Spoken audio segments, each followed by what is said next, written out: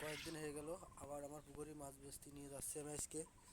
এই যে আমার পুকুরে কয়েক ধরনের মাছ আছে, তার মধ্যে এই যে একটা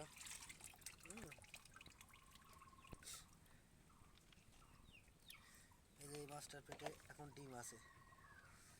এই যে ডিম আছে, নড়াচড়া কমে গেছে, এখন ডিম ছাড়বে।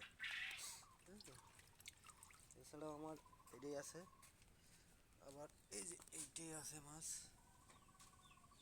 এই যে ছেলে বেড়াচ্ছে, বেশিরভাগ মাছ নিচেই থাকছে। তারপরেও কিছুটা দেখানোর জন্য চেষ্টা করছি।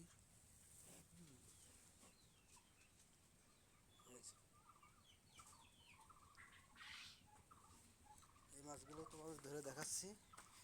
এই যে ওরা আমার অনেক বেশি বুদ্ধিমান। এই যে এটি টকটকে লাল, এই মাছটা আশা করা যায় দাম ভালো হবে এটা।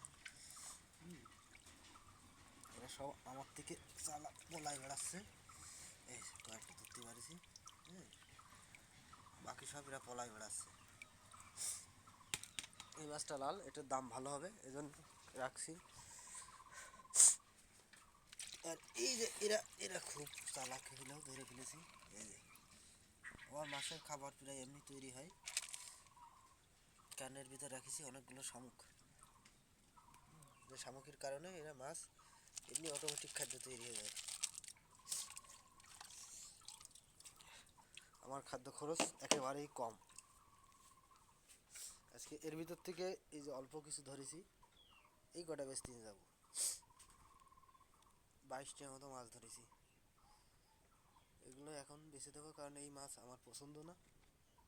এটা লাল না টকটকে, যার কারণে বেছে দেবো।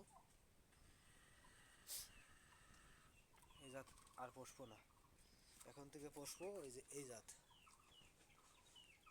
টকটকে লাল। এটা দৌড়ে বেড়াচ্ছে, এদেরকে পোষবো।